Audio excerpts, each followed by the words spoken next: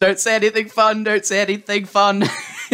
It's been a long journey trying to record this podcast. What is this, the third week in a row we've tried to record something? Yeah, something like that. 1 week your microphone didn't work. This week my microphone is got a mysterious haunting associated with it. It must be because it's Halloween. Well, it was Halloween last week. Is it? Yeah. Wait, is it still going in the US? No. Well, I don't know. It depends on who you are. Like, some people take Halloween very seriously. Really? Because over here, it's not really that big of a deal. Sure, we carve some pumpkins and the kids go trick-or-treating, but it's not really a big deal. But my impression from the television I watched as a child on the Disney Channel, wow, It got dark really fast. It got very dark very fast. I did not watch anything like that as a child. Yeah, I hope not. I would like to. We're going to end this recording right now, and I'm like going to phone your parents if that's the case. Get your mind out of the gutter. The Disney Channel, yes. And like, the show I'm thinking of in particular is Recess. I don't know if you. Oh yeah, it's a great show. Yeah, it's like one of my favorites. Yeah, and I've seen like every episode of that because it was just such a great show, and I really liked it, and it was always on the Disney Channel. Yeah, it's in that show they seem to take trick or treating and Halloween like super seriously. You know, I think that television show is an accurate portrayal of my American childhood. Quite honestly, it is. Like, which was the characters were you? I don't know. Like, who's the leader of the pack? TJ, right? TJ. Yeah, definitely not that guy. Probably like the little nerd kid. What's his name? Gus? Is that his name? Gus. Yeah, Gus. That was probably me. A slightly more rotund version of Gus. I see. What about the Gretchen? I know she's a woman, but was she a nerd as well? What was the? No, Gus was just like the scaredy cat guy, right? He wasn't like that smart. He didn't seem super smart. No, it was Gretchen that was the super intelligent science. Maybe that was lady. Me. Maybe a combination of the both. Okay, except you were male. Yeah, except I was male. I was, and as we've already established, slightly more rotund. Yeah, you've lost all that weight now. You did that quite a while back. Yeah, it was an experimental college type thing. It took me some time, but yeah, I remember. Turns out spending all of your college years sitting in front of a computer eating Cheetos isn't the best for your personal health. No, it's probably not optimal. But I remember when we did Smackdown, we'd briefly talk for 5 minutes after each Smackdown, and you'd be like, right, well, I'm off to the gym. And I'm like, oh, okay, that seems like a regular thing you do on your days off. And here we are. Did you get many trick-or-treaters? No, well, I live in an apartment that has, it's like fully gated, and like you need a little fob to open any of the doors and go up any of the elevators, and it's more or less all of the people that live there are like working professionals, so. Oh, I see. So it was unlikely that some random kid was going to come knocking around for sweets. We bought a bag of candy, but the bag of candy went, I was going to say completely unused, but that's not true, because the bag of candy has since disappeared. Oh, I see. There were no trick-or-treaters involved. It was for your personal consumption. Yes, that's correct. So I have a quick question whilst we're on the topic of Halloween. Right, so I was discussing this at work with some colleagues, and Halloween etiquette, right? If you have a pumpkin in the window or something visible like on your porch or on the garden or whatever, then it is okay for the children to come knocking at your door in search for candy or sweets that I would call them. If you do not have a pumpkin and it is not visible, that means no, we are not participating. You are not allowed to knock on my door. I will not give you candy. Please don't bother me. Do you think that is a reasonable thing to think? Because I think that's perfectly reasonable, but some people thought, no, you just stop being a... What do you think? So the rule of thumb, at least the cultural norm that I'm used to, is if you have your porch light on or any sort of visible light, like you're open game. But if you don't want trick-or-treaters, you turn your porch light off. That's the rule of thumb like we always abided by when we went trick-or-treating as kids. Oh, okay. Yeah. If there's a light on in the house, go for it. If there's no lights on, even if there's a pumpkin out, if there's no lights, I don't know, they're just not there. Okay, that seems like a reasonable assumption. But don't people that don't want to participate, I feel like they should still have the option to be in their house with their lights on. I feel like that's not unreasonable. Yeah, I guess you could just put a bowl of candy out on the stoop. That's what a lot of people also did. I also grew up in a very rural part of the country, and so whether or not my cultural norms apply to the rest of urban America is yet to be seen. Because I mean, obviously, so many people live in apartments and and I don't know, like you probably don't want to be just like running around the town in the middle of the night in a random day in October, like in New York City or something like that. Yeah, okay, that's fair. Where did you grow up then? Because I know you lived in Iowa, or you live there now? I lived in Iowa that's where I went to school. I grew up in rural Minnesota. Like, I can say the town, but it's literally like a middle of nowhere, 2,000 people live there town in the frozen tundra of Minnesota. Yeah. It's literally the middle of nowhere. Okay, because as I'm getting older, I'm starting to America's a pretty big place, and I sort of learning all the states. When I say a big place, I mean it's a big deal. Like, people know about America, right? So in a way, like, I don't know, it's different because I would know the states, whereas you might not necessarily know the counties of England, but then they're not really comparable. Yeah. I mean, you'd certainly know the countries of the United Kingdom. Definitely. What are they? Is it like England, Scotland, Wales, Northern Ireland? Correct. Did I miss one? Is there four? There's four, right? That is all of them. Okay. You can arguably count the Isle of Man, which has its own independent parliament. It has its own legislators, but in reality, the UK government can just overturn anything they decide. But given that it's some random island in the middle of, in between the Irish Sea and the UK, I think, it can do what it wants. In the same way, the states, they all have different needs for law and different things they should spend their money on. Yeah. It's probably best to leave it to them to decide what they should spend it on. Yeah. Is the Isle of Man, is it like part of the United Kingdom? If you live there, do you like get to participate in votes and stuff like that? Yeah, you're a citizen of the United Kingdom. Okay. I think it's also a bit of a tax haven. I see. It's quite expensive. You need property for that to be the case. But got it. Yeah, you got this is a fun game. I want to play this game. Oh, no. Because when I was at uni, I'm not good at geography. I'm not really good at geography. Okay. But go ahead, continue. It's all right. If you get it wrong, we'll just edit it out, and no one will know. or we can like just take a break. I pull up the Wikipedia article, and then I look really smart. Like, oh yeah, I know all of the countries in Africa. That's no big deal. Yeah. Okay. So I want to play this game where I name 10 states, and you name 10 European countries that are not the United Kingdom or any of the ones in England that you clearly mentioned. Okay. I also think it's fair to exclude the European nations that are in Age of Empires 3. What? How is that fair? That's like all of them, basically. No, it's not. Like all the real ones. The real ones. I probably just offended a whole swath of like your viewership, didn't I? Well, let's find out. What do you mean Belgium isn't real? It's like me saying like, oh, only the real states, like Wyoming. That's not a real state. No one lives there. I mean, I was hoping you were going to say New York, and I would say, yeah, I agree. That's not a real state. But no, continue. Okay, do you want to play this? Yeah, let's do it. All right then. Okay, hold on. If you're going to put arbitrary rules about things, you can't name states that are maps in Age of Empires. So, for example, California is out the door. Okay, and Carolina, I suppose, as well. Carolina, yeah. All right, that's fair. I think that's a fair rule. Right. How many should we name? 10? We'll start with 10, and then we'll, and then I guess we'll go to sudden death until you've either gotten all of the states in America, or I've gotten all of the countries in Europe. Or maybe we should like stop at 20 if both of us are still going. Okay, that seems fair. Yeah, and it can be a draw. I think that could be fun. Okay. Okay. So shall I name one? Then you name one. Okay, yeah. How are we going to keep track of what we're on? I guess I'll use my fingers. I've got a notepad open as well. Okay. Also, one more rule to clarify. I think it is conceivable that I will name a city rather than a state. Yes. So do I lose a point for that, or is it just, no, that's a city, try again? Definitely, like, that's it. That's one and done. That'd be like saying if I said Amsterdam, would I be done? Of course I'd be done.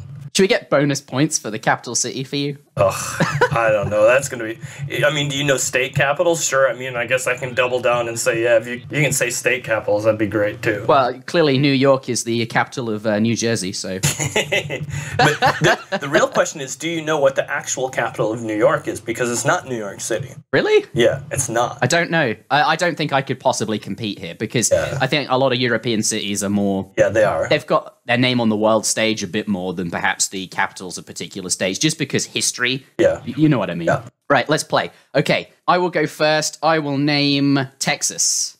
Texas is a map. You just broke rule number 1 that I established. Oh no, I can't play this game. Wyoming, there we go. Okay, Wyoming, you're on the board. 1. Belgium. Okay, Belgium. Okay. I will go with Alabama. Italy. Italy's not a 7. That counts, yeah. I should know. New Jersey, there we go. Yeah, New Jersey, that's legit. Portugal? That's in Age of Empires 3, I'm afraid. Oh, yeah, you're right. Okay, that's, Liechtenstein. New Mexico. Okay. Switzerland? I think you're going to win this game. I don't know. Are you struggling already? We can always switch. You can go to the countries and I can go to states. I think I'd be pretty good at that one. Yeah, I think you'd get like 45 of them, and the last 5 you'd eventually remember. But Yeah. it'd probably be South Dakota. Yeah, good job. Let's see. Austria? Yeah, Austria. Florida. Okay. Let's see. Hungary? Hungary. We'll stop at 10, I think. Okay. What was that, 5? Yeah. Okay. Is New York, is that a state? Yeah, New York's a state. Is it? Okay, cool. New York, you're gonna... I just thought it was a city. No, yeah. Oh, it's New York City, right. Yeah. Okay. Okay, so you went with New York. Did I say Poland yet? That was the one. Poland. Ireland, there you go. I'm hanging out in Eastern Europe because that's... Alaska. Alaska, okay. There should be some easy ones just because they're like, I don't know, like tropical destinations. I'd probably just gave one away. Yeah. Poland, Greece, that's in the European Union, right? It is that counts. Very good. Hawaii. Okay. Turkey, also in the European Union, questionably in Europe? Turkey is not in the European Union. Oh, okay. And it is also... I don't think it's in Europe. I wouldn't say it was. But equally, it's in Age of Empires 3, so... I mean, the Ottomans are, but... Okay, yeah, you're... All right. There's too many gray areas with Turkey. I'll go for another one. Yeah. Andorra? That's a thing, isn't it? That's a really obscure country. Yeah, it's like the little tiny one in between, like, Spain and France, I think. Oh, I had one in mind. What was it? It's where you live. Minnesota. Yeah, there's a good one. The Pride of Minnesota. Let's see. Man, I'm struggling now. I gotta think. Czechoslovakia? Yeah. Czechoslovakia. Okay, let's go with Iowa. Okay, Iowa. I can hang out in Scandinavia for a while. Sweden. Sweden. Yeah, you've just accessed like quite a few more countries. Yeah. You've just found a region of... A region that I know pretty well. Yeah. That I hadn't originally thought of. Arizona? Yeah. Finland? Yeah, that's European. There's another one in the United States, yeah. I think there's like 40 of them still. Can I say Canada? I mean, they're like America's little top hat. Can I say Guam? That's not a state, though, is it? No, not a state. This has gone... I'm going to concede that you're... I have Ireland in the tank right now, so... Yeah.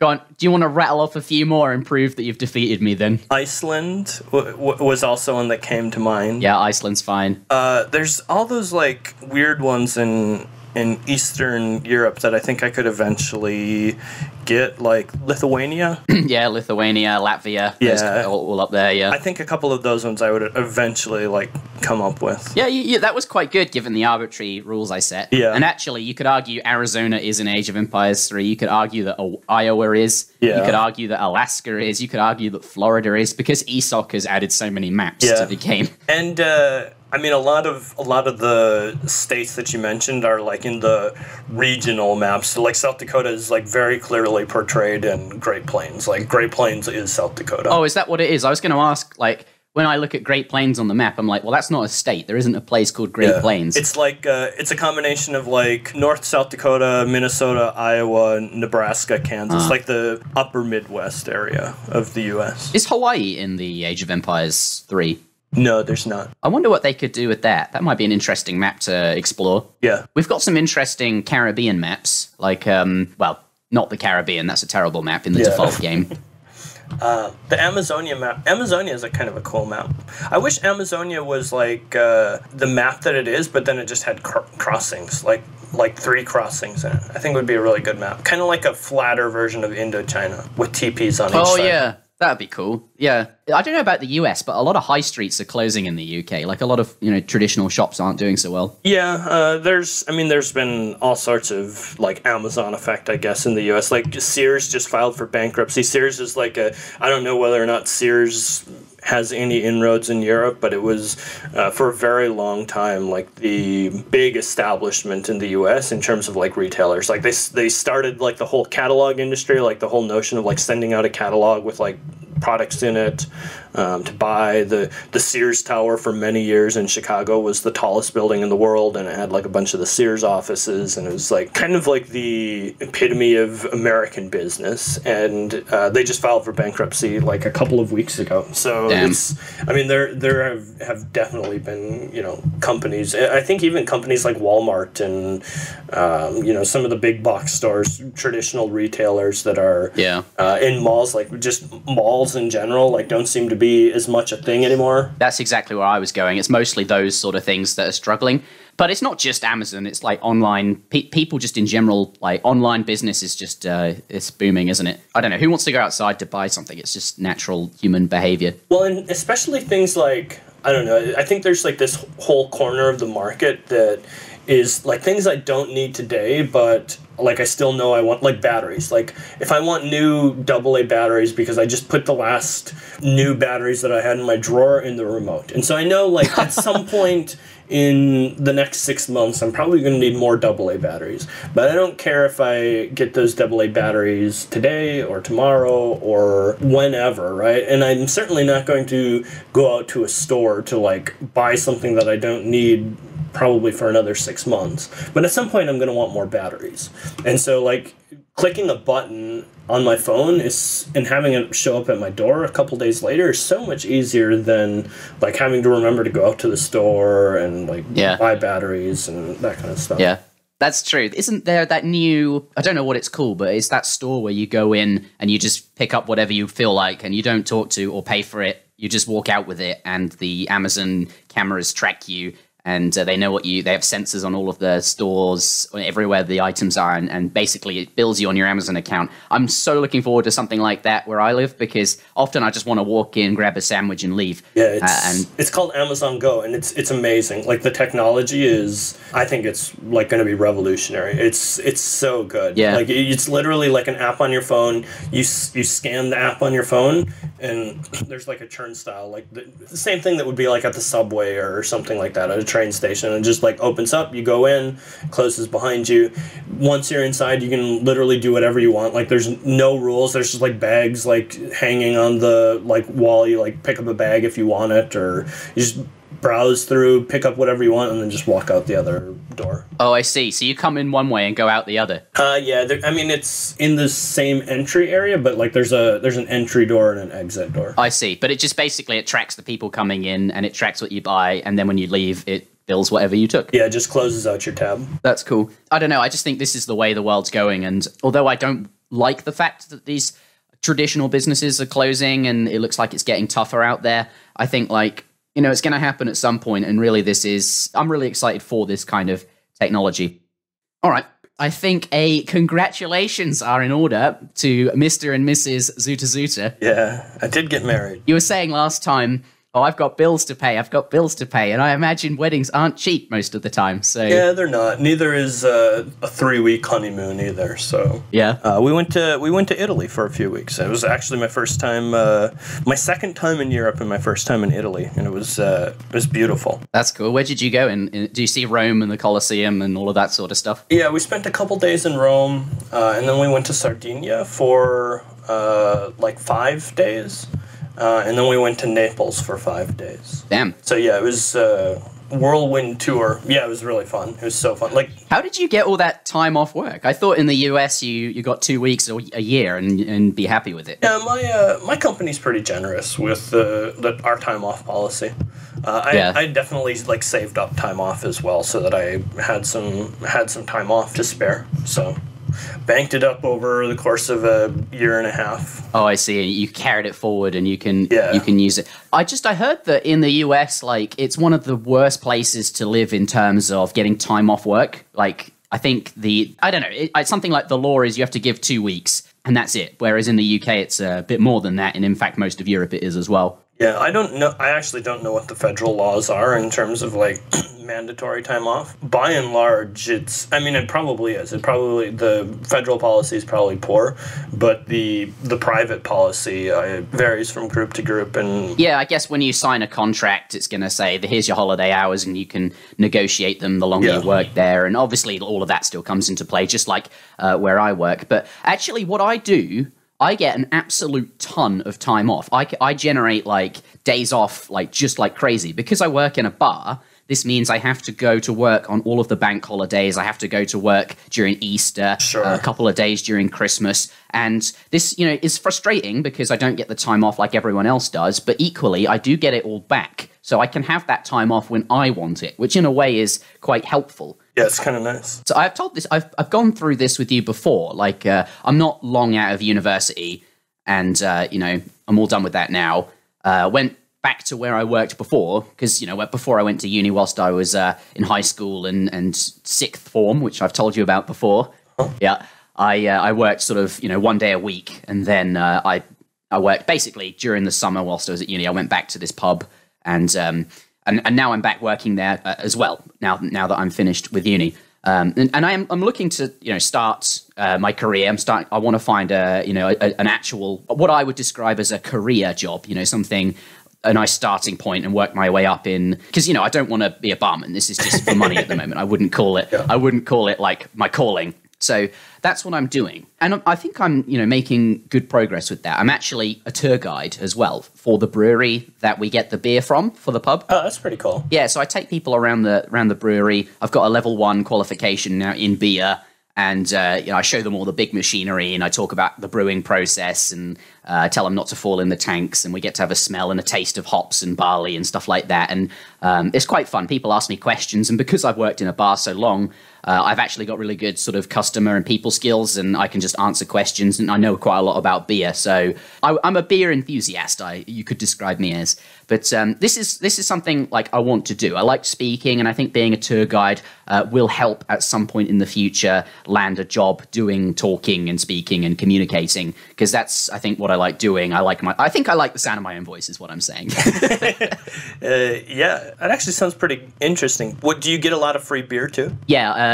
Of course, asking the important questions. Basically, there's a tasting session after we've taken them around the brewery, and people can try whatever it is that the company makes. So if there's a new beer they want to try or something they haven't had before, then I can offer it to them. But one of the perks of this is I can pretty much just join in and drink as well. So yes, there's a lot of free beer. And I work in a bar, by the way. There's also a lot of free beer going there. Your boss doesn't really care too much if you're drinking the miss pours. If someone asks, I want this pint of beer, and then they say, no, I said this one actually, and they want to make a fuss about it, and a pint is going to go to waste. So you could have that. Okay. But anyway, obviously I'm just starting my career, whereas you're, I think, quite well established and now clearly settling down. You've just gotten married. Yeah, I guess I'm 5 years into my career now, almost 5 years, 4.5 years. I don't know that I'm well established. I think that it's always like a continuum, right? Of always trying to progress and grow and get the next better job, and your career is a very long thing. It's probably something that's going to last, I don't know, hopefully 30 or some odd years, something like that. And so the way I view it, I guess I still feel like I'm at the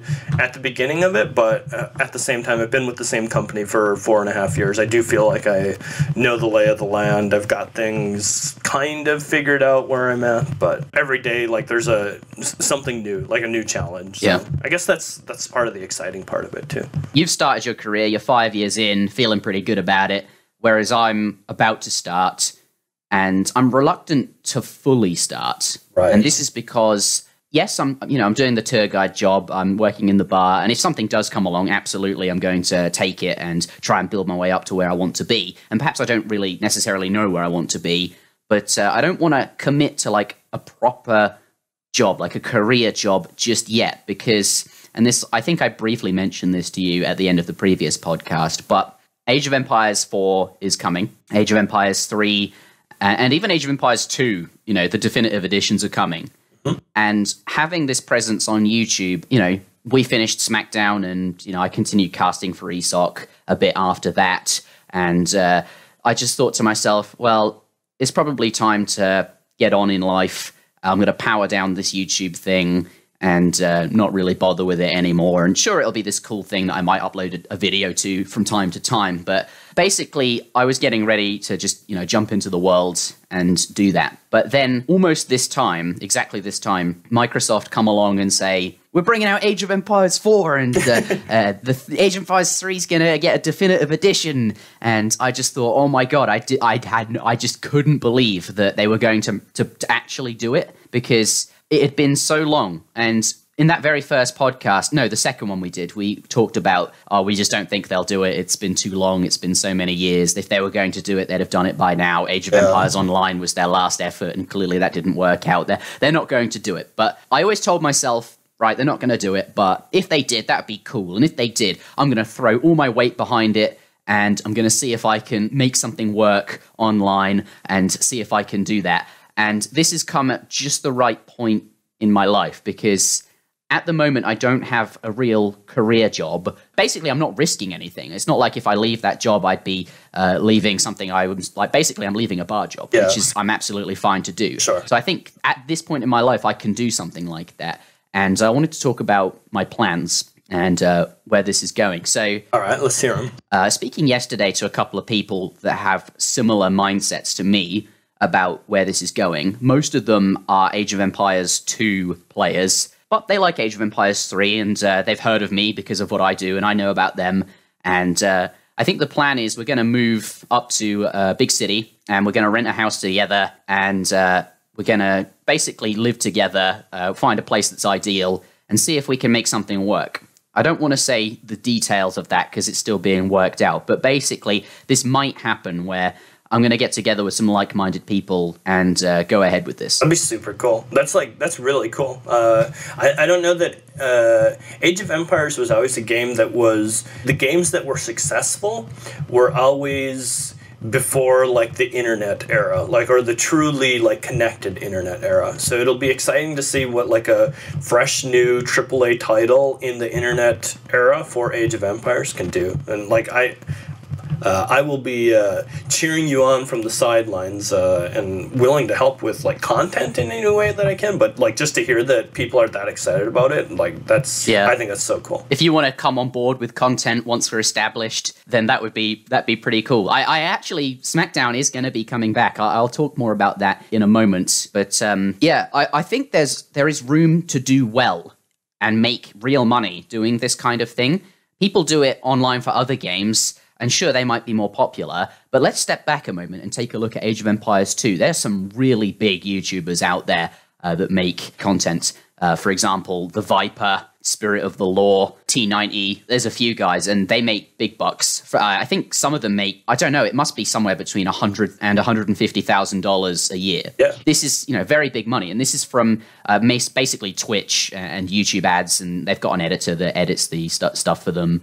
For the YouTube channel. They take the streams and edit that, but mostly just, what you can get online from doing sponsorships, for products, but also just ordinary ad revenue. Yeah, absolutely. I mean, there's always, you always hear the lucrative numbers for games like Fortnite and League of Legends, but let's put it this way, $1/10,000,000 is still a lot of money. So even if you have a fractional amount of the success that some of those huge shocking numbers have, that's still a very sustainable career. I mean, it would be great if I made $150,000 a year, but I don't think that's going to happen. Not at least for a very long time, especially primarily doing Age of Empires 3, which is a much smaller game. But I think if this is to be successful, I'll make appearances on those other people's channels, that I'll be living with. I'll be learning Age of Empires 2, and I'll be showing them Age of Empires 3. And we'll hopefully just combine everything and try and get this community cohesiveness rather than basically sometimes it feels like us versus them. Oh, yeah, I hear a lot of AoE 3 players will describe,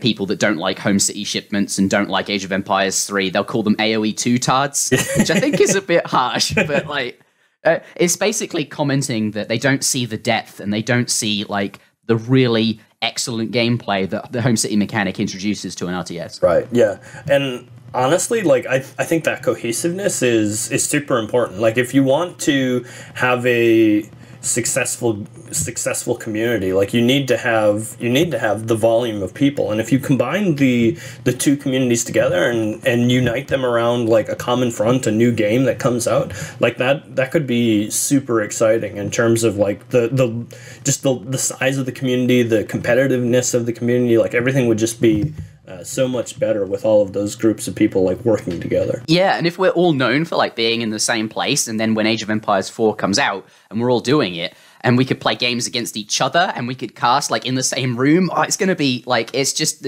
and we're splitting the cost, right? We're all trying to find a place that's suitable to record in with fast internet, which we're going to need a city. But you split these bills, like, if you take, what would normally be a really expensive house or property that you just couldn't afford to live in, if you split that between 4 or 5 people, suddenly it's much more affordable. Because, when you add another person to a house, your internet bill and your electricity bill and all of these things, they don't double. This is the way to do it. Yeah, definitely. I mean, if you look at, like, the way that, like, team houses and stuff like that, like, have developed over the years, like, obviously it's an established pattern that works for a reason. I think it's really cool that you're going to do that, or considering. Yeah, we're still in the consideration phase, but everyone that we've spoken to seems like that we're going to do this, and I'm really excited for it, and I think this will be a lot of fun. I hope to make it some sort of lucrative, make it something I can earn a wage that I can live off and do this like basically full time. That's the plan. And if that takes off, which I really hope it will, and hopefully with Age of Empires 4 in particular, that will then start to go really well. Like, I've been saving quite a lot of money because, basically I'm really being really strict and trying to save it all up so that I can afford to move to this city and live there for a few months without any sort of, I could live there for quite a long time actually without any kind of income, but there will be some income because I already earn a small amount from the YouTube stuff anyway. Okay. But if this doesn't work out, let's say it's just not sustainable and I'm not going to make it very far, I can always come back home and it'll have just been like a great, it would have been a fun few months out doing something that is really important to me and that I found really fun. So if it works, that's amazing. If it doesn't, then it was just a bit of fun that I had at a point in my life where it was still possible to go and have that fun.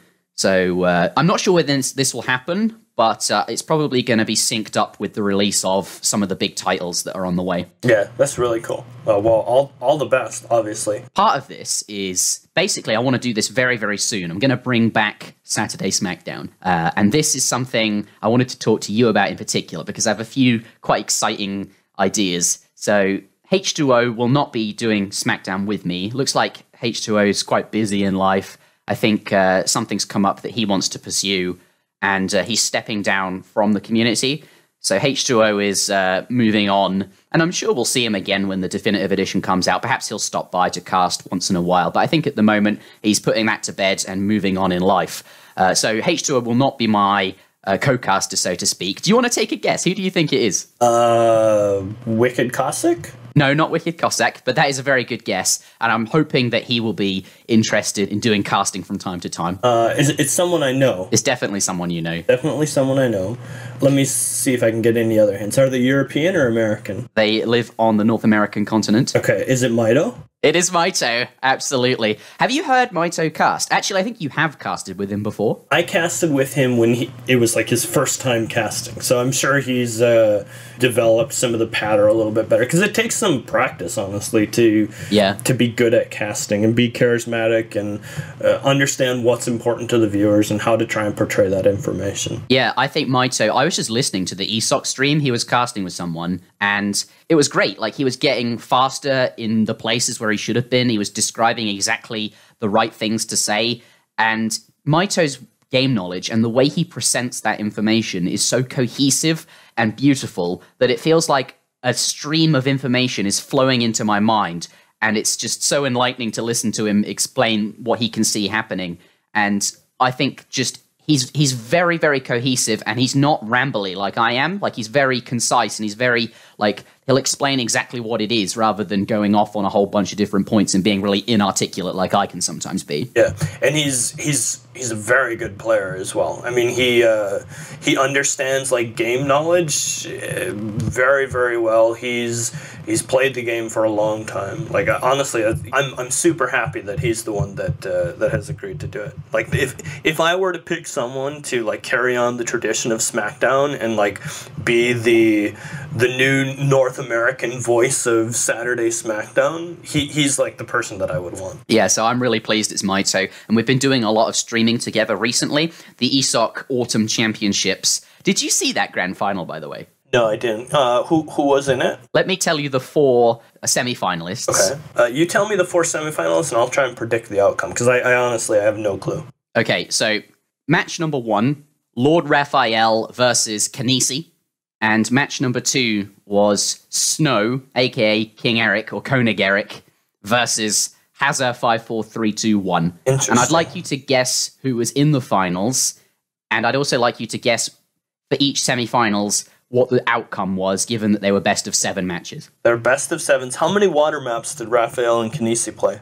Is that a fair question to ask? Because I think that's a big determining factor in who I pick. They played quite a few water maps. Okay. I can't tell you how many, but it was at least half, or maybe slightly fewer than half, because mostly we have land maps in tournaments, but there are usually water maps as well. The other thing is, and I mean, this is just my conscious stream of analysis trying to predict who would win these games. Like, a lot of the deciding factor is how good, how much people have practiced, and how I don't know what Lord Raphael's form was. Like, if he had been playing a ton of games, like up until the point and was like playing at the top of his game, I would probably pick him over Kanesi. But the combination of not knowing how Raphael had prepared and knowing that there's a lot of water maps. I'll tell you the map pool, shall I? All right. So there are 9 maps. They both get to veto 1 map each. I think not telling you their vetoes, because partly I don't know what they were, and also I think that's part of the fun. Yeah. So the map pool is Manchuria, so that's a water map. Tibet, which is, you've seen that. Grand Chaco is a non-trading post map and no water. Hudson Bay, High Plains, Alaska, which is a no trading post map with water. Kamchatka, Baja California, and Herald Island, which is a land map with 2 trading posts. So there are 4 water maps out of the 9.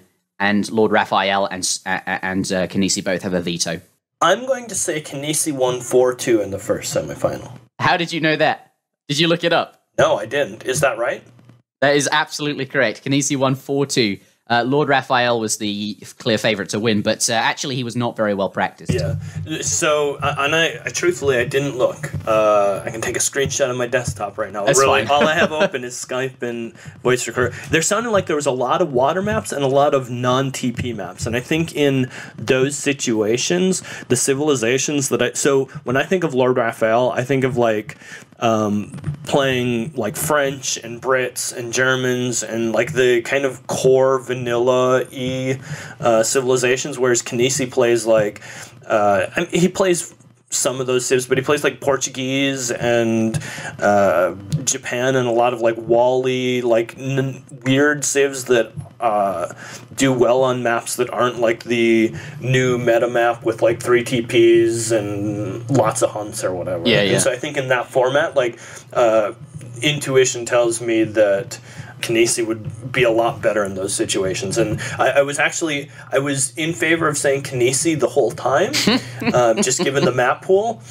But my decision as whether to call it like 4-2 or 4-3 was based on the fact that it sounded like a lot of the maps were either no TP maps or had some sort of water involved, which I think ultimately lends itself to Kanisi's play style quite a bit more. Yeah, that was spot on. That analysis was absolutely spot on. Obviously, we both know the players and what civs and what their styles are like. But what you described about Kanisi was perfectly accurate, and he went through into the grand finals, defeating Lord Raphael. So the other match was Snow versus Hazza. It's worth pointing out Hazza he's been getting very good very quickly. Yeah, this one's harder for me. This one's by far harder for me because one, I don't know the players as well. I know Snow pretty well. I don't know Hazza. My only recollection of Hazza, and hopefully he doesn't get super offended if he listens to this, is like he plays Russians almost every game, and at one point he was like PR29. Like that's my last recollection of like actually seeing him. Yeah, that's about right. Of when you sort of left when we stopped doing Smackdown, that was pretty much where he was in life. And that was like my opinion of him. And certainly, like, I haven't been participating actively in the community for many years. People get better over time. They absolutely do. Like, I went from a PR 17 Master Sergeant who played Aztec and Ottoman in every 2v2 game that I could and just Janissary rushed and sieged the town center. And if I didn't get the town center at 7 minutes, I resigned. Like, obviously, like, I grew out of that mentality. So my expectation is that he has grown as a player.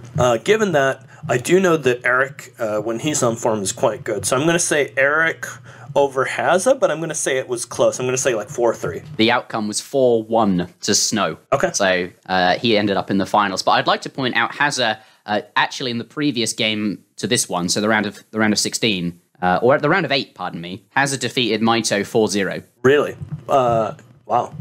That's actually probably a bigger surprise to me than the other outcome. What was the matchup in the semifinals that Hazza won? I'm not certain is the answer, because it doesn't actually tell me on... I was just curious. Actually, should we do the third place match? Lord Raphael versus Hazza, 5-4-3-2-1. Yeah, I'll say Raphael and King Eric are very similar players, I think. So I'm going to say Raphael 4-2. Yeah, very close. It was Raphael 1-4-1. Okay. But there were some very, very close games. I casted that, and I think Hazza and Raphael had like a couple of... I think 3 of their matches were like 35 minutes, very even. Eventually, Lord Raphael comes out on top. Yeah. But that was an absolutely brilliant series. I was really pleased to be casting that one. So the finals, Snow versus Kanisi on all 9 maps, no vetoes. And it's the same 9 maps, and it's a best of 9? Yep. Ooh. I'm going to say Kanisi 5-3. Nope. This was perhaps the best grand finals. Well, maybe not the best. I think the best one might have been one of the very first few that we did, where we had like Blackstar and H2O, and we had so much hype surrounding it because we just started doing all of this commentary, and we just started Esoc, and we just started everything. But this was, I think, it was the most viewed grand finals we've ever done on the Esoc channel, right? That's awesome. We had about 600 viewers-ish, I think just over, and we had all 9 games played. Okay, so Kanisi 5-4, hopefully? Kanisi 4, Snow 5. Ah, all right. Yeah.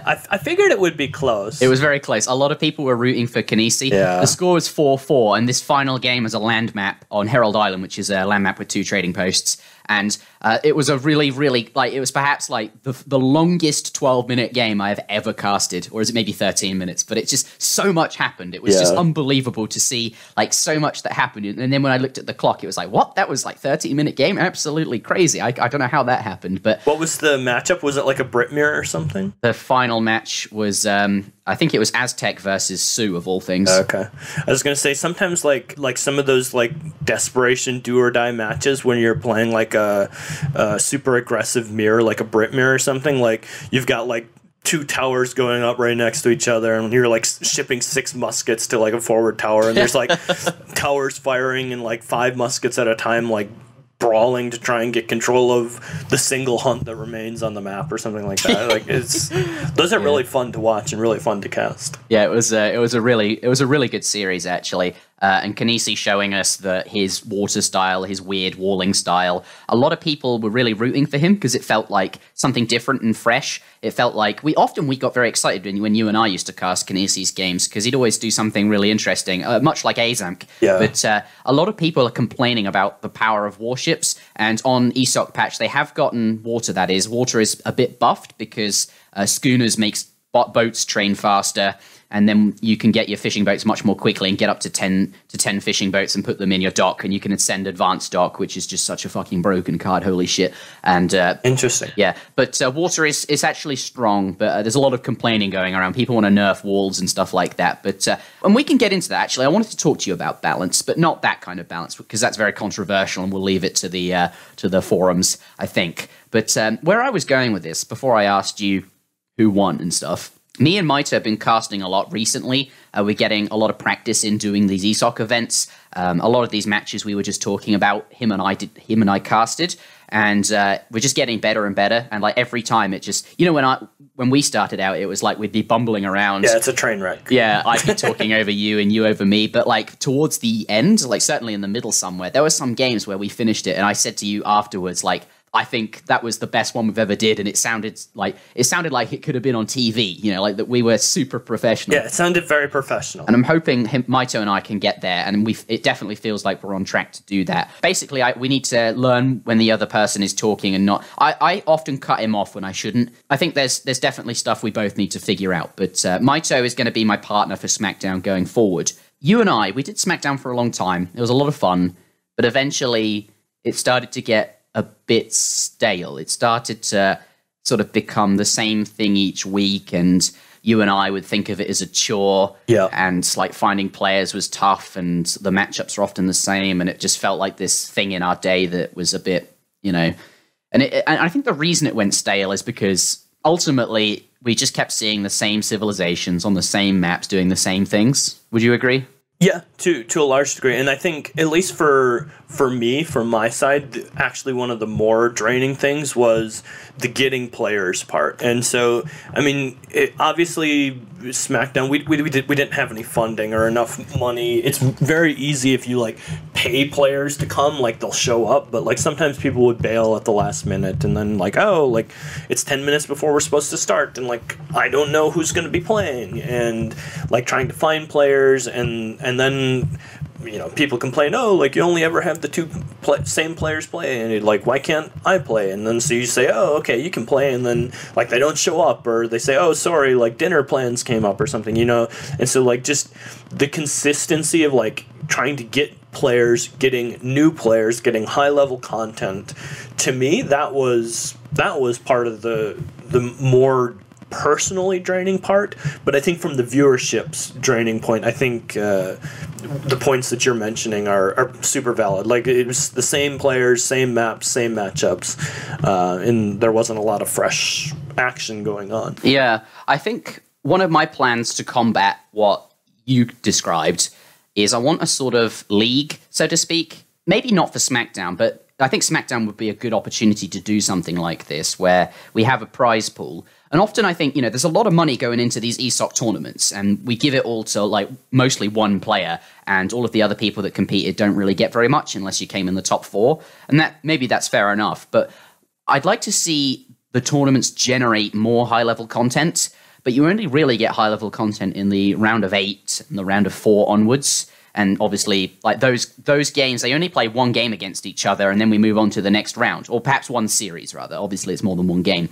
But if we had, like, a league, like a round-robin sort of, you know, invite 16 players or 8 players, and they all have to play against each other once in a series, then you've got all these high-level players playing against every other high-level player, and in a league, obviously, if you win a game against one person, you score some points. If it's a draw, you score fewer points.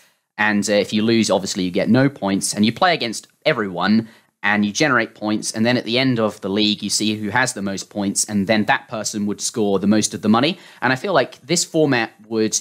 Basically, we get more high-level games for essentially the same money. Yeah, absolutely. I think that's a great idea. Also, I wanted to put in, and this is maybe a little off topic, but do you know...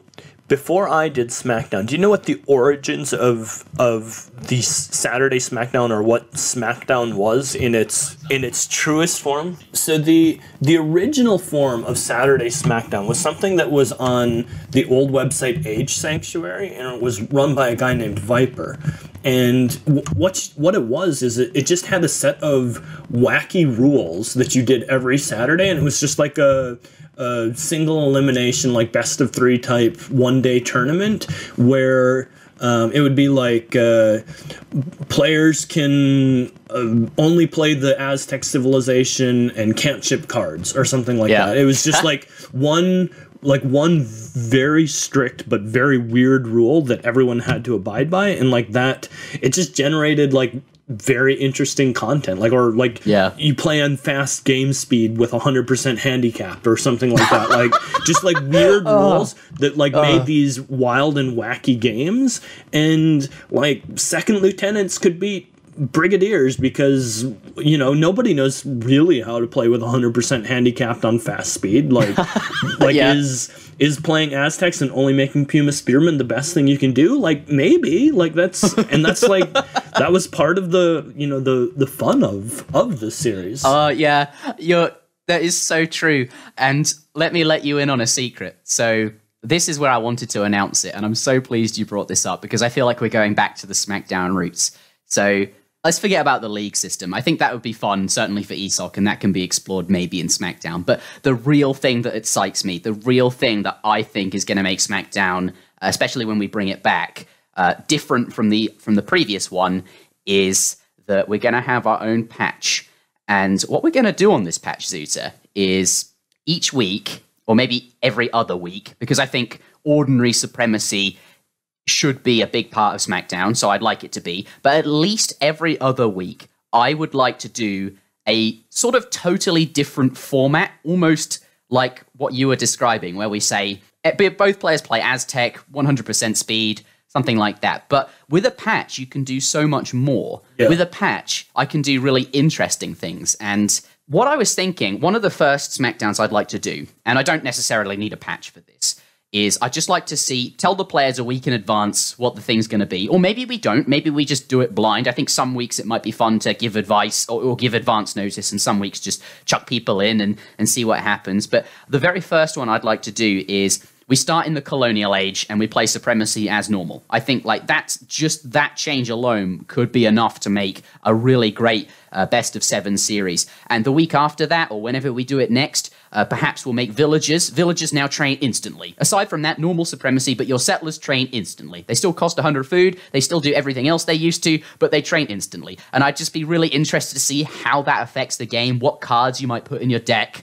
And that's the beauty of Age of Empires 3. It has cards, it has this home city. For anyone that's played Hearthstone or even any other card game, if you change the format, for example, like in Tavern Brawl, you can suddenly just look at the deck again and go, all these cards that were terrible before are now suddenly interesting again, and I can build a deck and make strategies all over again, and that is what is exciting me about this. And I think there will be no shortage of good ideas for new formats that we could do. Like, just to give an example to anyone who might be interested, like so to like your villagers train instantly or starting in the colonial age, like imagine how good like instantly training villagers with the 700 food and 600 food cards would be. Like you would have like a 13 vill economy instantly just by sending those cards. Like it suddenly makes a card that is never included in any, like no one ever puts 600 food in their deck. Like it automatically makes it like really good. And there are even, I'm sure, far more severe like examples, right, of like cards being like really, really good.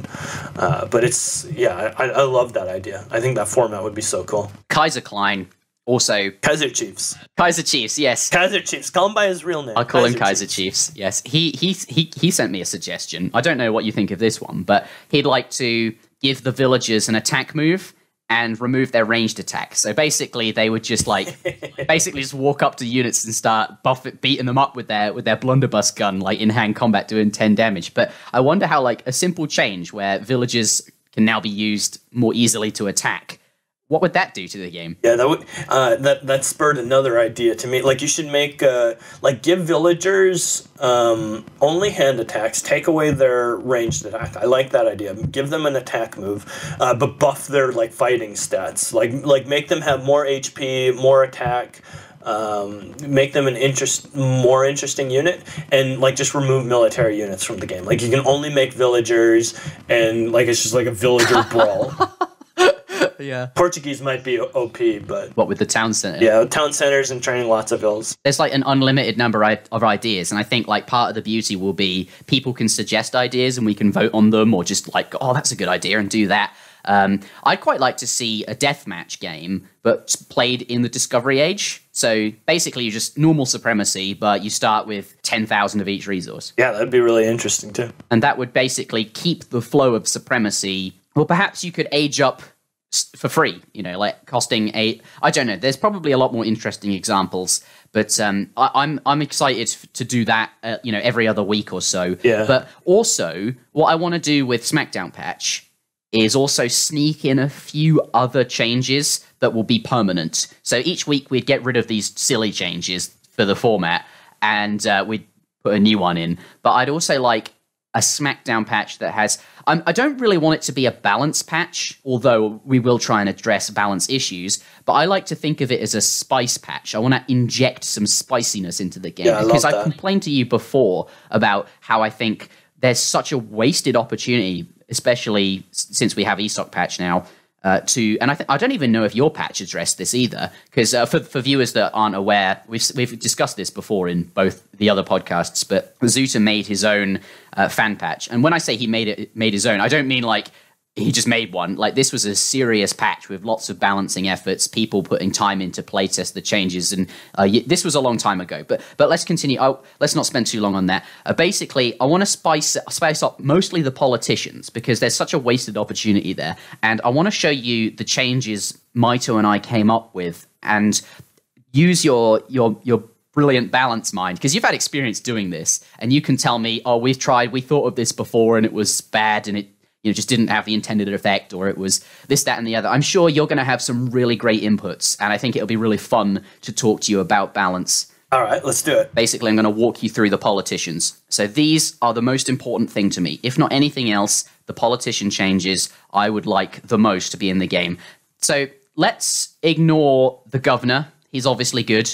The naturalist.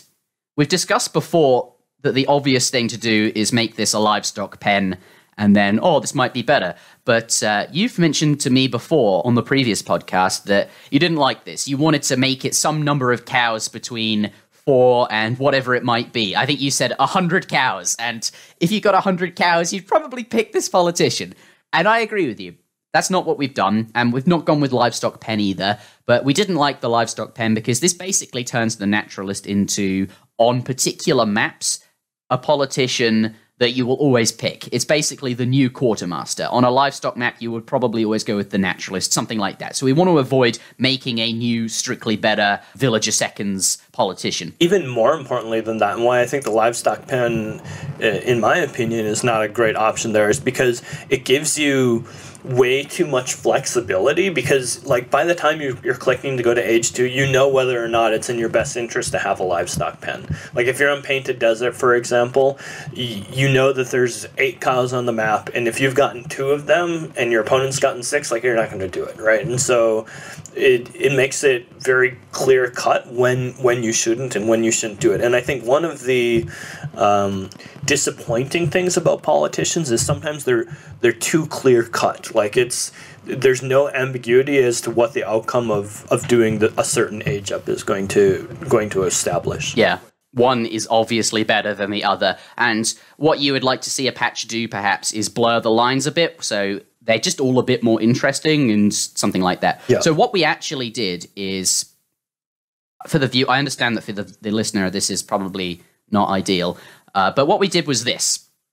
And would you like to, once you've processed it, will you read out the change and say what it is that I've shown you? All right, so we've combined the naturalist and the bishop politicians. We've given both of their combined outputs into one super politician called the natural bishop. Yeah, so the natural bishop. Basically, you age up with both of them. So the naturalist gives you 4 cows, the bishop gives you 2 settlers, and now you basically get 4 cows and 2 settlers. So if you combine these 2 politicians into one, what do you think? Trying to think. So ultimately, the first thing my mind jumped to was and this sheet is great, and people can't see it, but it helps me actually visualize a lot of things. So there's 5 colonial politicians, and in their original state for European civs, it's the governor, the naturalist, the bishop, the philosopher prince, and the quartermaster.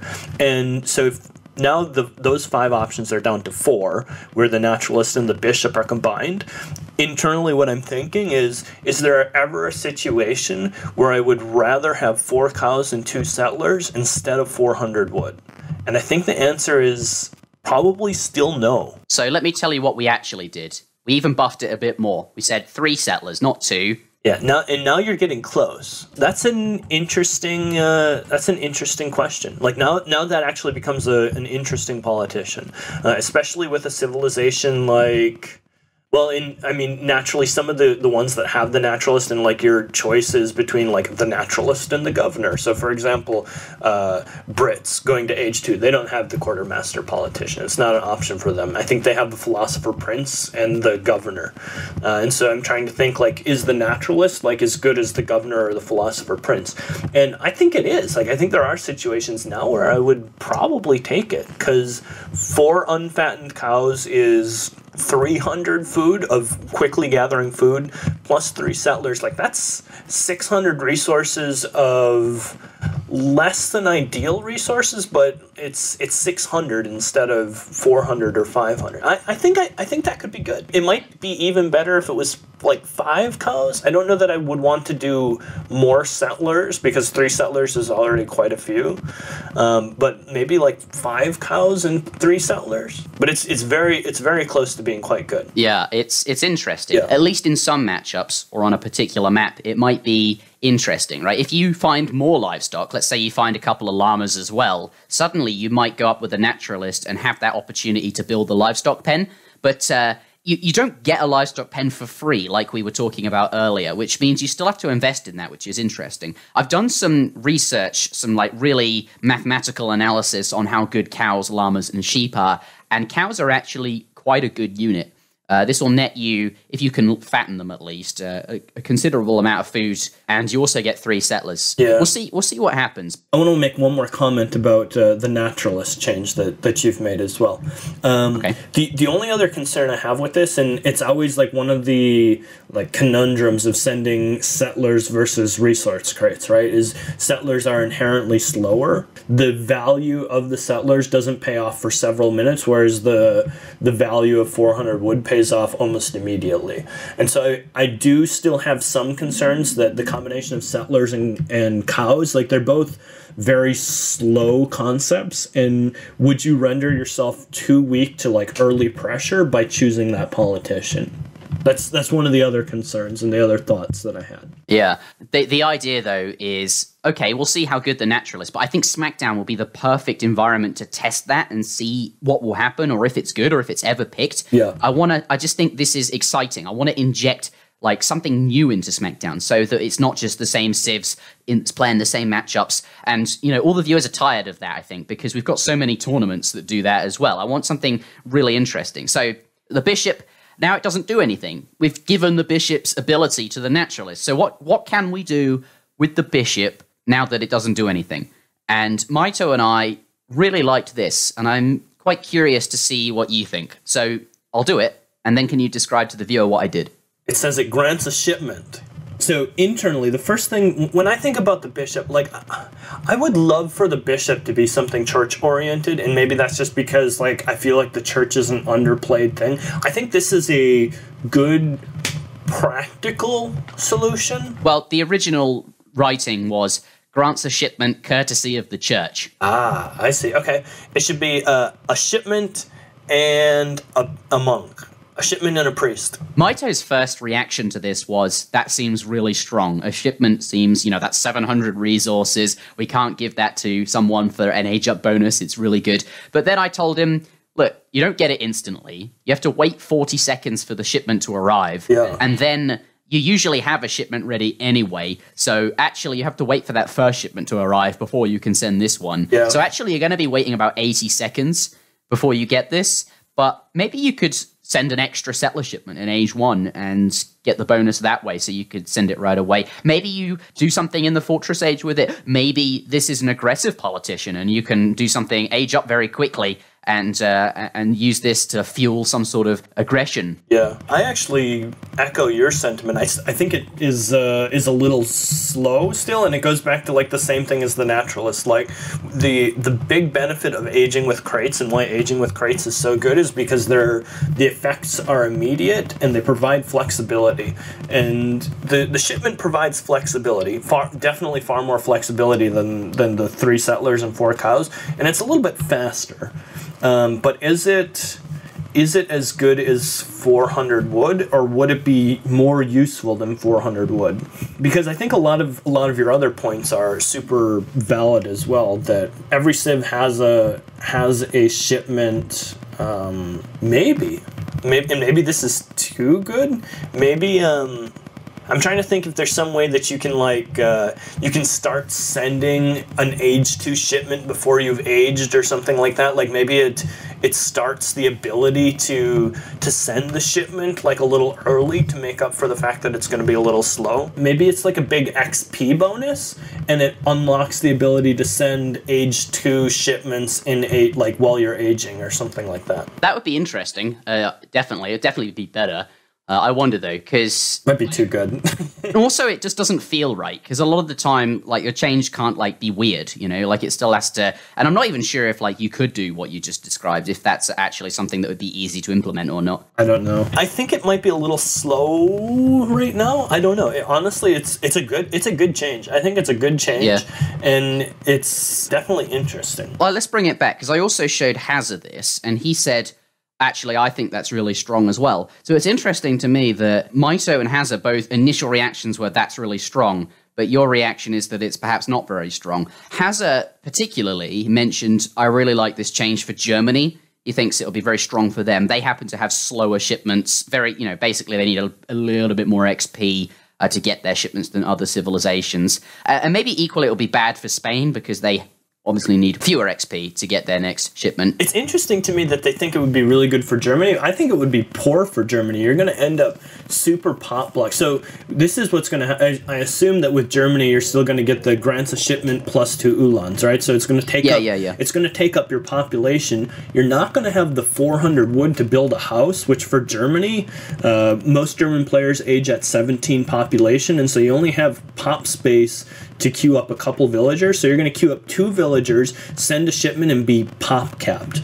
And then on top of that, like, you're going to be sending 700 wood, I would assume, as your first card, but you're going to be pop capped until your 700 wood comes, and you're only going to have 2 villagers worth of time to train. So you're not going to be able to, it's going to slow down your ability to do like some sort of semi-FF, or you're not going to be able to make a stable and make cav right away. It's going to expose you to a lot of pressure from civilizations like Aztec and Otto that can like play very aggressively with heavy infantry like in your face right away.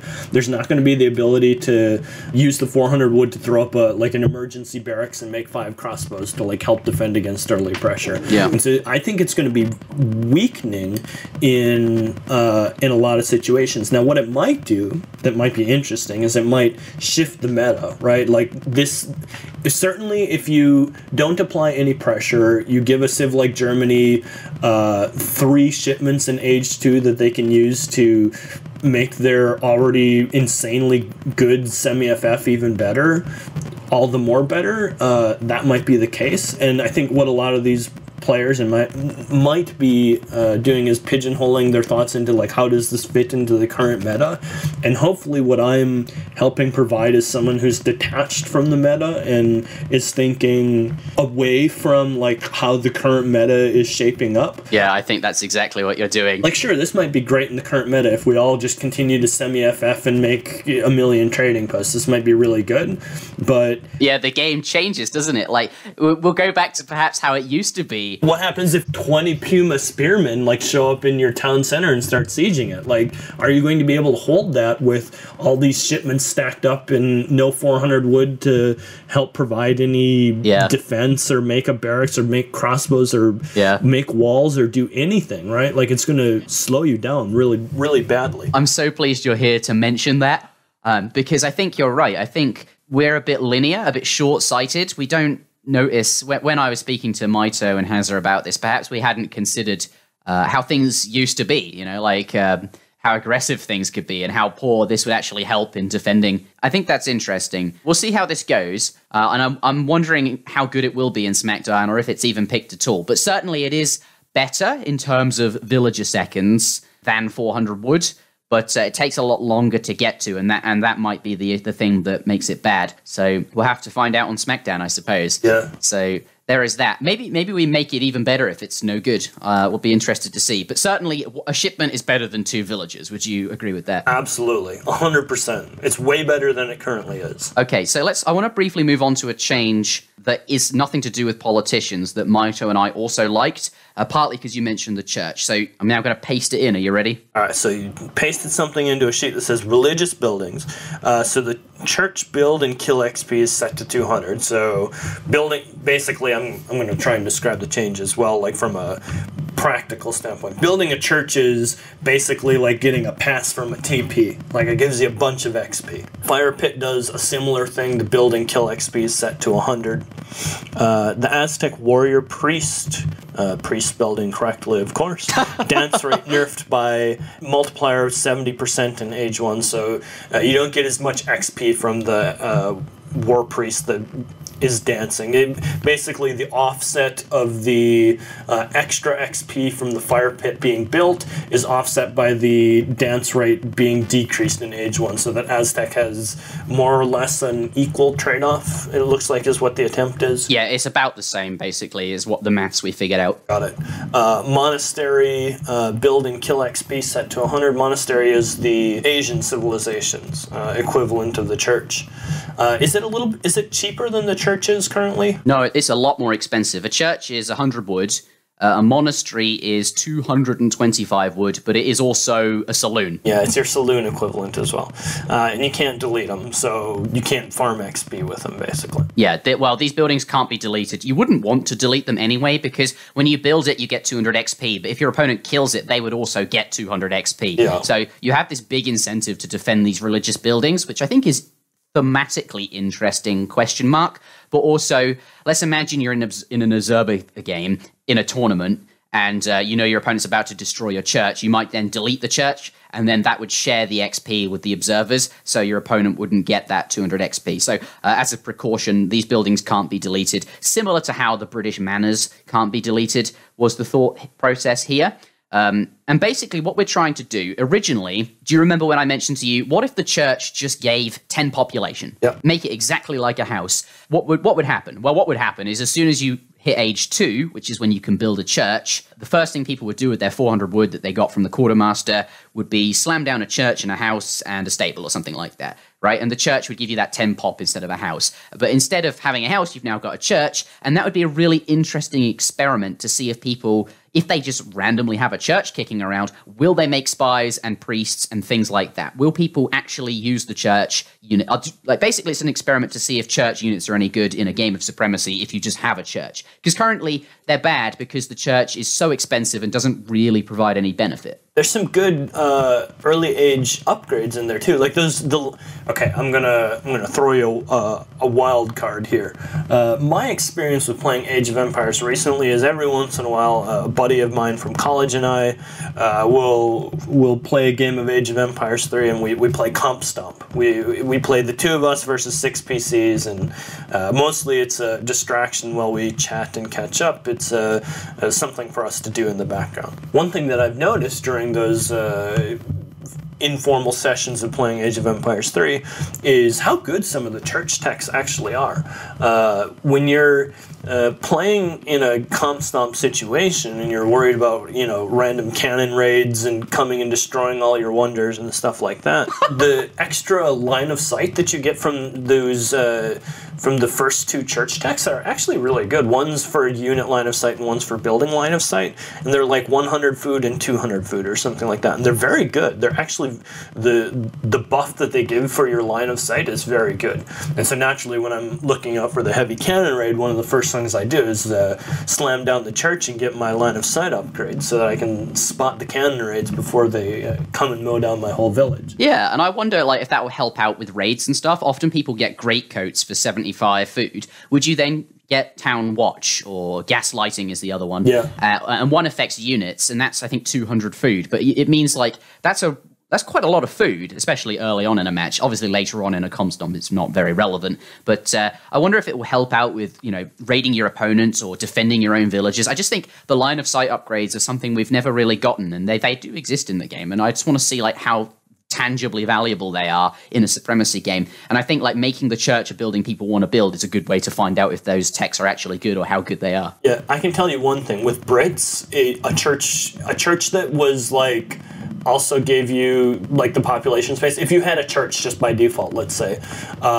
getting the line of sight upgrade for your buildings, i.e. houses, would be really, really good. You would have basically full vision of the map, just by normal placement of the way that a lot of players spread their manners out to, give them line of sight while they're hurting and doing stuff like that. It would just make that mechanic so strong. Yeah. Thankfully, though, for British, spending 100 wood on a church means they wouldn't be spending 100 wood on a manor. So there is a little bit of balance there, because I think with British in particular, they're one of the few civs that wouldn't want to build a church right away, whereas just because manors grant a villager.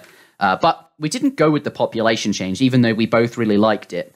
Actually, I think I really liked it, and Maito was okay with it. But we went with this kill XP and build XP because often you find it very difficult as, say, Germany or France or a civ that wants to do a semi-FF. It's hard to do that on a non-trading post map. Sometimes you won't be able to fit in that 700 wood very easily. Everything just feels slow.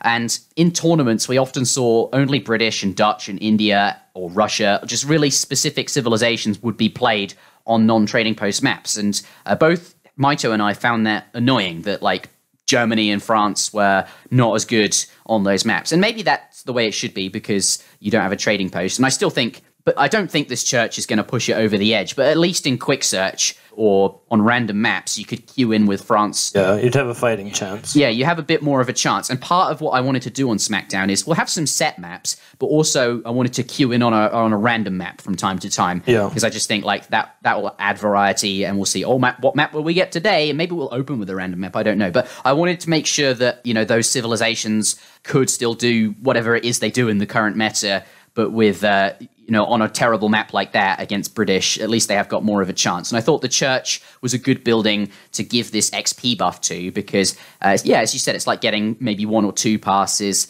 from a trading post. It just tides you over. And in terms of villager seconds, you're not really gaining a whole lot, but at least it does sort of fix the build you're trying to do a bit better. Yeah. The only thing that I wonder is for those civs, is it too slow? Because wood is at such a premium. In for every civ, wood is, simply said, it gathers so slow that every piece of wood that you have is super important. And so is it still worth?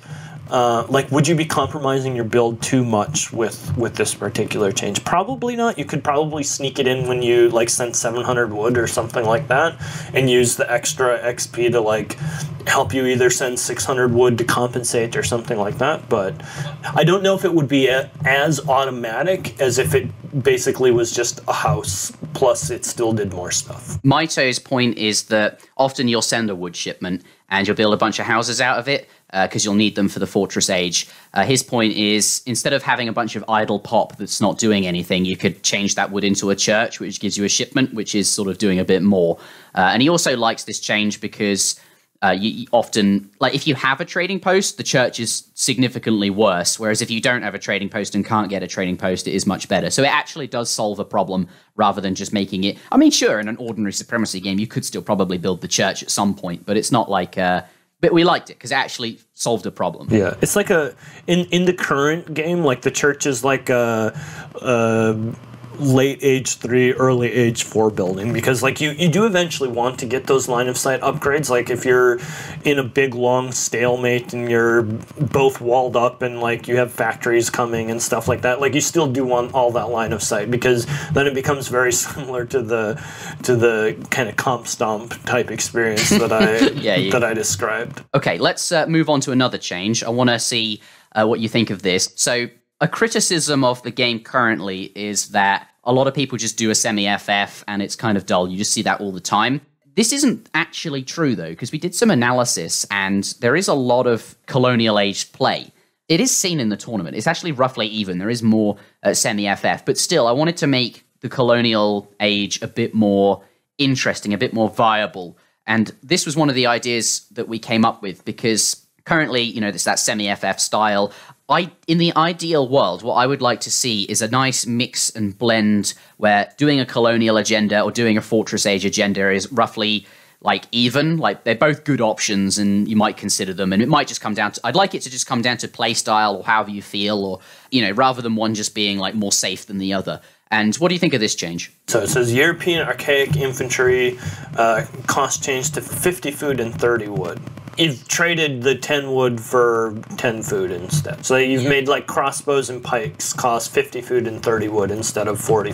What do you think? Yeah, it's good. It probably makes it maybe a little more map dependent. One of the great things about having, well, there's a couple of good things about having equal, like 40 crossbows and pikes. One is that the cheapness of food actually helps some civilizations early in the game, that especially on like low hunt maps or when hunts might be at a premium. If you think about like a hussar, for example, hussars are very food intensive, and so you need a lot of hunts to actually power the hussar generation from some of the early civilizations. And so on high hunt maps, this is probably a lot better, but depending on it's like a map dependent change is the way I see it. I think overall it's probably a net positive. Yeah, the original suggestion was to leave it at 40 food and make them 30 wood, just reduce the cost. But I think that's not a good idea. So basically 50 food and 30 wood works out at roughly an 8% cost reduction in terms of villager seconds. Yeah. A 40 food and 30 wood is about 16% cost reduction. So I was going to say it's like almost double as good. yeah, it's and that's probably too much at that point. You're probably making them a bit too expensive. But I think a point that you missed is that a 30 wood crossbow or pike, you can actually make a few more of them out of your 700 wood shipment, and that's really valuable as well. That's true. So I think it's interesting. Yeah, for sure. And I think it might make the unit just better in general. Currently, it's underperforming, and I think there's two options you take. You either change its effectiveness in combat. I think Kaiser Chiefs, rather, and a few other players would like to see it like lose that 0.75 bonus against cav. So basically it has currently a negative multiplier versus cavalry. And, you know, changing its stats is one way of going about it, but I don't like doing that, because when you change a unit's stats, you change a person's ability to like look at a fight and determine the outcome, and I don't want to mess with that too much. So I thought a cost reduction would be better. So let's move on to the very last change. All right. It is the Philosopher's Prince, and that will round out the colonial age nicely. So what we did is this politician is probably okay, right? Mm-hmm. Often, if it's compared to the quartermaster, you'll always go with that because that's just more villager seconds. And what I don't like about the Philosopher's Prince and the quartermaster is no matter what you do, there will always be a comparison of villager seconds. And we don't need two politicians doing the same thing. I know food is a different resource and blah, blah, blah, but this change, I think, is just much more interesting for the game in general, what I'm about to show you, because it gives it a unique role as a politician, whilst still keeping the same flavor. All right, so now it says the Philosopher Prince is 100 food cheaper, so you can age with 700 food instead of 800 food, and it gives you a 400 food crate. 400 food crate instead of a 500 food crate. So it reduces the cost to age up, and it compensates by making the crate a little bit less. That's interesting. That's really interesting. Yeah, so what we did was we moved the food reward. You get the food reward sooner. You ate, like, basically you get 100 of that food as you age up, rather than getting it after you've aged up. Yeah, that's pretty cool. That could be an interesting aggressive politician too. Yeah, and this helps with like I mentioned with the European Archaic Infantry. People want to see that colonial style a bit more. And every single civilization, all of them, have access to the Philosopher Prince. So that is worth bearing in mind. And I like this change, because now you've got a slightly faster age up time with some civs. Because aging a Vil sooner is really good with a lot of civs. It could make like forward racks pressure really good, for example. The only thing that I wonder is, have you done what the Vilsec comparison between 400 food and 400 wood is? Like, do you know like what the difference is? Yeah, so it's a lot. I know it's a lot. Like it's like 60% or something like that, right? Yeah, you get 0.83 per second from food, but you can buff that with hunting dogs and steel traps. And when you've got both the upgrades, it's almost 1.1 food per second. Whereas when you're gathering wood, it's only 0.5 wood per second. That's without upgrades. I was about to say, like, let's imagine France, for example, doing an Expo Pike rush. Are they going to be able to get more Expo Pike than they were previously with the Quartermaster by using this new politician? And I think ultimately the answer is probably not, just because the 400 wood is so instrumental in... now maybe if your archaic infantry was like 60 food and 20 wood or something like that, like you might have to like swing it even further to overcompensate the food portion of it. Yeah, because there's still like a fairly strong wood component, and you're gonna have to chop all of that wood for your barracks and for the archaic infantry. I don't know if it would be enough to compensate. The early age up part is cool, and especially with a civilization like Brits, let's use for example, where you're not going to use Quartermaster because it's not a real politician that you can choose. Is the governor or is the philosopher prince going to be better for like a musket rush? And I think the philosopher prince would be, ultimately. Yeah, Maito said it's really interesting because aging up a bit more soon with British to get that map control, I was thinking specifically of the British mirror, so aging up quicker could be really, really valuable, but often you do need an outpost to defend a bit in your base. Like it'll be map dependent, and I think it'll be interesting. And maybe it could just be 500 food. Like maybe you could the reward could stay the same and it's still 100 food cheaper. It's something to think about. And I mean, I always use this as my baseline for making a balance change, right? So what if instead of 100 food cheaper, it was 700 food cheaper, right? Like, of course, you're always going to pick it, right? Like, so somewhere between 100 food cheaper and 700 food cheaper, there is a red line that gets crossed where it's always going to be better to pick the cheaper option. And I'm curious as to, after some discussion with other players, what we thought that red line would be. Whether or not, is it 200, is it 300? Because probably somewhere between 1 and 300, it just becomes like super good, like really, really good. Well, I spoke to Ryan, as in H2O, and he thinks the Philosopher's Prince, when I showed it to him, it was 100 food cheaper and you still got 500 food. Yeah. And he said that he thought that would probably be too strong because aging up with a Vil sooner for a lot of civs is very, very good.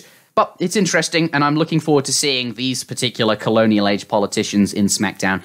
Out of all of the changes that I want to show you, the colonial age politicians is the most important thing to me, because I just think you need one good option. 50% of some options are just garbage, trash, dead content, and you'd never consider them. And I think that's such a waste. So I'm really looking forward to putting these changes in Smackdown and seeing what happens, as well as obviously those weekly or bi-weekly formats that we'll do as well. So the other interesting thing is you can't win the game in the Discovery Age. Well, you can if your opponent resigns or something stupid happens, right? But fundamentally, you can't really win the game in the Colonial Age, like win-win. You can't take down the other guy's town center in the Discovery Age. And so every game goes into the Colonial Age. Every game doesn't go into the Fortress Age, and so although there's more politicians and there's more variety and there's more stuff to discuss there, getting the colonial politicians right is paramount, because every game ultimately progresses to the Colonial Age. I like that. And I'm hoping that Microsoft will look at the changes in Esoc patch, and maybe we can sneak these politicians into Esoc patch if they turn out to be really interesting. I'm hoping that's the case. Maybe we could get them into the definitive edition. That would be I would love that, because I just really hope that there's more interesting things in that, so that new players coming back or that want to spend, time with Age of Empires 3 for an afternoon or a week or whatever it is, they've got something to dig their teeth into, some changes, so they might stick around.